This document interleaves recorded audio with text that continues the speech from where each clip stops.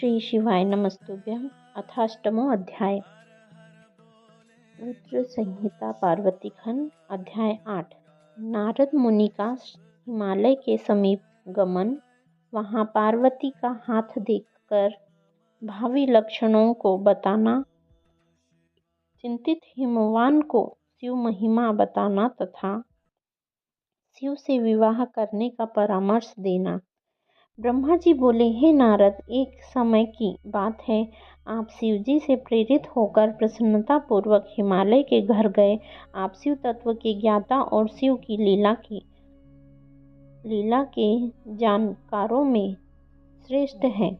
हे मुने, गिरिराज शिवालय ने आपको देखकर प्रणाम करके आपकी पूजा की और अपनी पुत्री को बुलाकर उनसे आपके चरणों में प्रणाम करवाया। हे मुनीश्वर, तत्पश्चात स्वयं नमस्कार करके हिमालय अपने सौभाग्य की सराहना करके मस्तक झुकाकर हाथ जोड़कर आपसे कहने लगे। हिमालय बोले, हे मुने, हे नारद, हे ज्ञानिन, हे ब्रह्मा के पुत्रों में श्रेष्ठ, हे प्रभु, आप सर्वज्ञ हैं, दयामय हैं और दूसरों के उपकार में लगे रहने वाले हैं। गुण दोष को प्रकट करने वाले आप मेरी पुत्री के जन्म फल का वर्णन कीजिए। मेरी सौभाग्यवती पुत्री किसकी पत्नी होगी? हे मुनि श्रेष्ठ, हे तात गिरिराज। ब्रह्मा जी बोले, हे मुनि श्रेष्ठ, हे तात, हे गिरिराज। हिमालय के ऐसा कहने पर कालिका के हाथ और विशेष रूप से उनके संपूर्ण अंगों को देखकर कौतुकी, बोलने में चतुर, ज्ञानी और सभी वृतांत को जानने वाले आप नारद प्रसन्नचित होकर पर्वतराज से कहने लगे। नारद बोले, हे शैलराज, मैंने आपकी यह पुत्री चंद्रमा की आदि कला के समान बढ़ रही है। यह समस्त शुभ लक्षणों से संपन्न है। यह अपने पति के लिए अत्यंत सुखदायिनी, माता पिता की कीर्ति को बढ़ाने वाली, समस्त नारियों में परम साध्वी और स्वजनों को सदा महान आनंद देने वाली होगी। हे गिरे, आपकी पुत्री के हाथ में उत्तम लक्षण विद्यमान है। केवल एक रेखा विलक्षण है। उसका फल यथार्थ रूप से सुनिए। इसे ऐसा पति प्राप्त होगा जो योगी, नग्न, निर्गुण, निष्काम, माता पिता से रहित, मानविहीन और अमंगल वेश वाला होगा। ब्रह्मा जी बोले, हे नारद, आपकी इस बात को सुनकर और सत्य मानकर वे मैना तथा हिमालय दोनों पति पत्नी बहुत दुखी हुए। परंतु हे मुनि, जगदम्बा शिवा आपके उस प्रकार के वचन को सुनकर और इन लक्षणों से युक्त उन शिव को मानकर मन ही मन अत्यंत हर्षित हुई। नारद जी की बात कभी झूठ नहीं हो सकती, यह सोचकर वे शिव के युगल चरणों में संपूर्ण हृदय से अत्यंत स्नेह करने लगे। हे नारद, उस समय मन ही मन दुखी हो हिमवान ने आपसे कहा, मुने, उस रेखा का फल सुनकर मुझे बड़ा दुख हुआ है। मैं क्या उपाय करूं?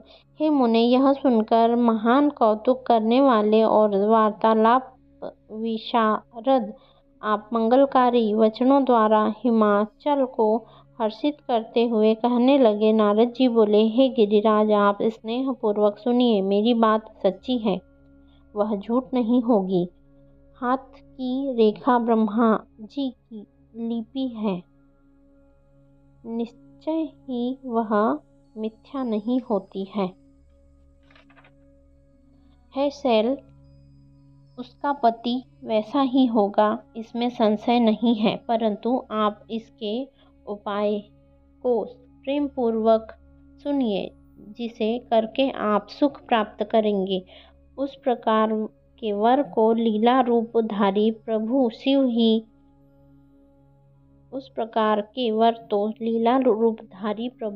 ही है। उनमें समस्त कुलक्षण सद्गुणों के समान ही है।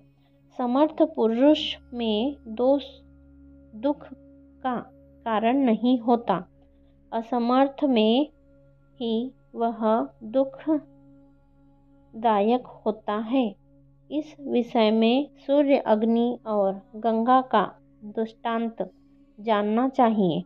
इसलिए आप विवेक पूर्वक अपनी कन्या शिव को अर्पण कीजिए। भगवान शिव सर्वेश्वर, सबके सेव्य, निर्विकार, सामर्थ्यशाली और अविनाशी है। विशेषतः वे तपस्या से वश में हो जाते हैं। अतः यदि शिवा तप करें तो शीघ्र ही प्रसन्न होने वाले वे शिव उसे अवश्य ग्रहण कर लेंगे। सर्वेश्वर शिव सब प्रकार से समर्थ तथा वज्रलेख का भी विनाश करने वाले हैं। ब्रह्मादि उनके अधीन है तथा वे सबको सुख देने वाले हैं।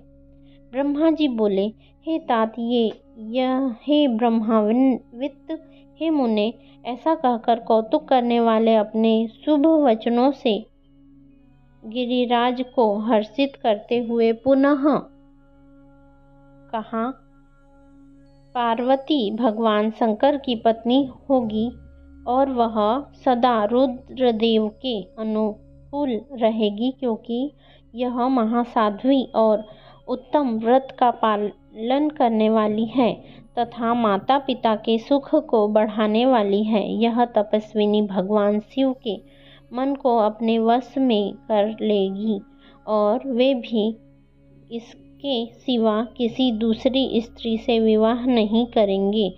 इन दोनों का जैसा प्रेम है वैसा प्रेम न तो किसी का हुआ है, न इस समय है और न आगे होगा। हे गिरि श्रेष्ठ, उन्हें देवताओं के कार्य करने हैं। उनके जो कार्य नष्ट प्राय हो गए हैं, उन सब का उनके द्वारा पुनः उद्धार होगा। हे गिरे, आपकी इस कन्या से भगवान हर अर्धनारीश्वर होंगे। इन दोनों का पुनः हर्षपूर्वक मिलन होगा। आपकी यह पुत्री तपस्या के प्रभाव से सर्वेश्वर महेश्वर को संतुष्ट करके उनके शरीर के आधे भाग को अपने अधिकार में कर लेगी। यह आपकी कन्या अपनी तपस्या से उन शिव को संतुष्ट कर विद्युत तथा सुवर्ण के समान गौरवर्ण की होगी। इसलिए यह कन्या गौरी नाम से विख्यात होगी और ब्रह्मा, विष्णु तथा समस्त देवगण इसका पूजन करेंगे। हे गिरि श्रेष्ठ, आप इस कन्या को किसी दूसरे के लिए नहीं देना और इस रहस्य को देवताओं से कभी प्रकट नहीं करना। ब्रह्मा जी बोले, हे देवर्षि, हे नारद, हे मुने, आपका यह वचन सुनकर वाक्य विशारद हिमालय आपसे यह वाक्य कहने लगे। हिमालय बोले, हे मुने, हे नारद, हे प्राज्ञ, मैं आपसे कुछ निवेदन कर रहा हूँ। आप उसे प्रेम पूर्वक सुनिए और आनंद का अनुभव कीजिए। सुना जाता है कि वे महादेव जी आसक्तियों का त्याग करके अपने मन को संयम में रखते हुए नित्य तपस्या करते हैं और देवताओं की भी दृष्टि में नहीं आते। हे देवर्षि, ध्यान मार्ग में स्थित हुए वे भगवान शंकर पर ब्रह्मा में लगाए हुए अपने मन को किस प्रकार विचलित करेंगे, इस विषय में मुझे महान संशय है। दीपक की लौ के समान प्रकाशमान, अविनाशी, प्रकृति से परे, निर्विकार, निर्गुण, सगुण, निर्विशेष और निरीह जो परब्रह्मा है, वही उनका अपना सदाशिव नामक स्वरूप है। अतः वे उसी का सर्वत्र साक्षात्कार करते हैं, किसी ब्रह्मा वस्तु पर दृष्टिपात नहीं करते। हे मुने, यहाँ आए हुए किन्नरों के मुख से उनके विषय में नित्य ऐसा सुना जाता है। क्या यह बात मिथ्या ही है? विशेषतः यह बात भी सुनने में आती है कि उन भगवान हर ने पूर्व समय में सती के समक्ष प्रतिज्ञा की थी, उसे मैं कहता हूँ, आप सुने। उन्होंने कहा था, हे दाक्षायणी, हे सती, हे प्रिय, मैं तुम्हारे अतिरिक्त दूसरी स्त्री का न तो वरण करूँगा और न तो उसे पत्नी रूप में ग्रहण करूँगा। यह मैं तुमसे सत्य कहता हूँ। इस प्रकार सती के साथ उन्होंने पहले ही प्रतिज्ञा कर ली है। अब सती के मर जाने पर वे स्वयं दूसरी स्त्री को कैसे ग्रहण करेंगे? ब्रह्मा जी बोले, हे देवर से यह कहकर उन गिरि ने आपके सामने मौन धारण कर लिया। तब इसे सुनकर आप तत्वपूर्वक यह बात कहने लगे। नारद जी बोले, हे गिरिराज, हे महामते, आपको चिंता नहीं करनी चाहिए। आपकी यह कन्या काली पूर्व समय में दक्ष की पुत्री थी। उस समय उसका नाम सती था, जो सदा मंगल प्रदान करने वाली है। वह सती दक्ष कन्या होकर रुद्र की प्रिया बनी थी। उस सती ने अपने पिता के यज्ञ में अनादर पाकर तथा भगवान शंकर का भी अपमान हुआ देखकर कोप करके अपने शरीर को त्याग दिया था। वे ही अंबिका शिवा आपके घर में उत्पन्न हुई है। यह पार्वती भगवान शंकर की पत्नी होगी, इसमें संदेह नहीं है। ब्रह्मा जी ने कहा, हे मुने, उस समय आपने पार्वती का यह सब प्रीतिवर्धक पूर्व जन्म तथा चरित्र विस्तार पूर्वक गिरिराज से कहा था। मुनि के मुख से काली के संपूर्ण पूर्व वृतांत को सुनकर पुत्र स्त्री सहित वे गिरि संदेह रहित हो गए। तत्पश्चात काली ने नारद जी के मुख से उस कथा को सुनकर लज्जा से मुख नीचे कर लिया और उनके मुख पर मुस्कान छा गई।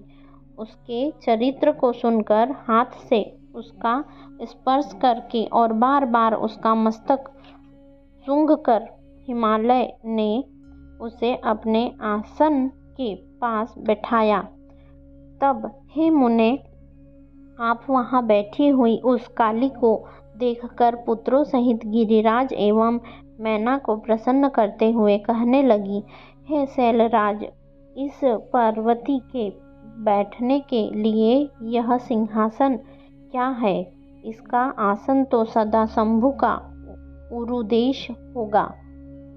यह तुम्हारी तनया शिवजी के उरु का आसन प्राप्त करेगी, जहाँ किसी की दृष्टि अथवा मन तक नहीं जा सकेगा। ब्रह्मा जी बोले, हे नारद, इस प्रकार आप गिरिराज से उदार वचन कहकर वहाँ से स्वर्ग चले गए और वे गिरिराज भी चित्त में प्रसन्न होकर संपूर्ण समृद्धियों से युक्त अपने घर चले गए। इस प्रकार श्री शिव महापुराण के अंतर्गत द्वितीय रुद्र संहिता के तृतीय पार्वती खंड में नारद हिमालय संवाद वर्णन नामक 6वां अध्याय पूर्ण हुआ। श्री शिवाय नमस्तुभ्यम।